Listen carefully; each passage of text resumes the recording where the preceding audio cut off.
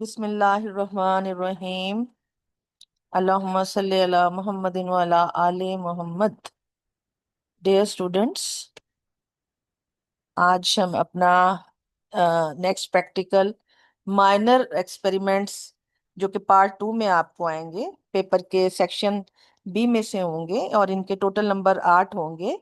अ, इनका जो first experiment है वो डिस्कस करने जा रहे हैं। तो आइए हम एक्सपेरिमेंट देखते हैं।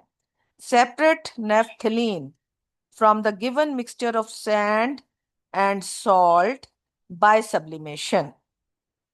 तो आइए देखते हैं इसमें हम सबसे पहले तो जैसा कि उसने खुद ही बता दिया है कि सब्लिमेशन के जरिए हमने सेपरेट करना है, क्योंकि नेफ्थलीन जो है वो सब्लिमेशन के तहत सेपरेट आसानी से हो सकती है। किसी भी मिक्सचर को अगर हमने सेपरेट करना हो तो जो उसके लिए मोस्ट सूटेबल मेथड होता है वही अडॉप्ट किया जाता है। तो नेफ्थलीन को अगर उसके बाकी mixture of sand and salt से सेपरेट करना है तो बेहतरीन जो है तरीक़ाकार वो सब्लिमेशन ही है।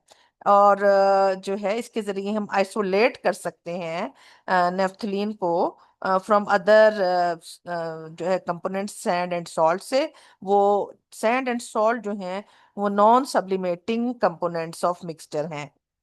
तो गर्ल्स, सब्लिमेशन है क्या?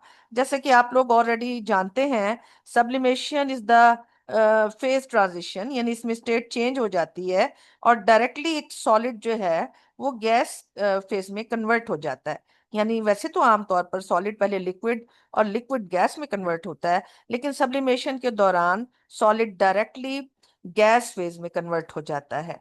और अगर कोई गैस जो है डायरेक्टली सॉलिड फेज में कन्वर्ट हो जाए, ये इसका रिवर्स है सब्लिमेशन का, तो इसको हम डेपोजिशन कहते हैं।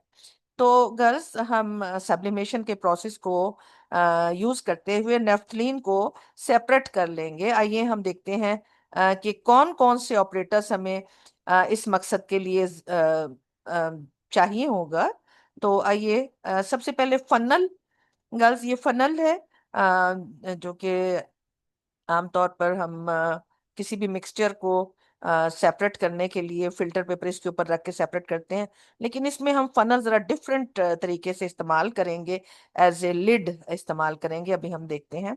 इसके अलावा चाइना डिश हमें जरूरत होगी, एक वायर गॉस की जरूरत होगी, ट्राइपॉड स्टैंड भी चाहिए होगा और इसमें बंसन बर्नर भी हमें इस्तेमाल करना है। और इसके अलावा कॉटन भी थोड़ी सी चाहिए होगी जिसको एज ए प्लग हमने इस्तेमाल करना होगा अपने एक्सपेरिमेंट में।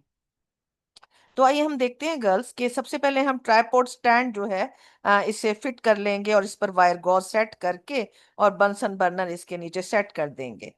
और नेक्स्ट स्टेप में हम जो है चाइना डिश के अंदर मिक्सचर जो है उसको ले लेंगे जिसमें से हमने नेफ्थलीन को सेपरेट करना है। याद रखिएगा कि ये मिक्सचर है सैंड और सॉल्ट एंड नेफ्थलीन का। तो अब हम क्या करेंगे कि इस मिक्सचर को चाइना डिश में लेकर यहाँ पर वायर गॉज के ऊपर रख देंगे। और हमने अब नेक्स्ट में क्या करना है कि जो फनल थी उसके अंदर हमने ये कॉटन का प्लग लगा दिया है। पानी के साथ गीला करके इसको लगा देते हैं और हम अब इस जो है कॉटन फिटेड फनल को इन्वर्ट कर देंगे किसके ऊपर? चाइना डिश के ऊपर, इस तरीके से कि वो फुली कवर हो जाए। और अब हम हीट अप करना शुरू करेंगे बंसन बर्नर को। जैसे ही हम हीट करना शुरू करेंगे तो हम ये देखेंगे कि एक खास टेम्परेचर पर क्या होना है, जो नेफ्थलीन है वो बाकायदा जाकर क्या है गैशियस स्टेट में ऊपर जाएगी। लेकिन क्योंकि ये जो है फनल ये ठंडी है तो लिहाजा इससे टच करते ही दोबारा वो सॉलिड बन के इसकी वॉल्स के साथ चिमटती जाएगी। और इस तरह हम ये देखिएगा किस तरीके से हम देख रहे थे कि हमारा जो है सारी की सारी जो है वो सेपरेट होने के लिए यहाँ से सॉलिड गैस में बदलेगा, गैस फिर यहाँ पर आकर वॉल्स क्योंकि ठंडी है फनल की दोबारा सॉलिड हो जाएगा।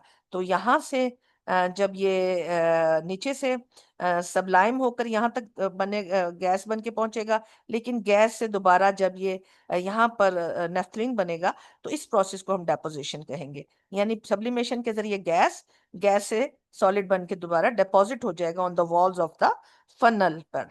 तो गर्ल्स अभी हम क्या करेंगे, हमने देखा कि हमारे पास पीछे क्या रह गया, सॉल्ट एंड सैंड रह गया है, और हमारी नेफ्थलीन सारी कहाँ है, सबलाइम होकर उड़ी थी गैस बनकर और डिपॉजिट हो गई on the walls of the funnel पर। अब हम क्या करेंगे कि इसको फनल की वॉल्स में से क्या कर लेंगे, एक चाइना डिश में हम सेपरेट कर लेंगे।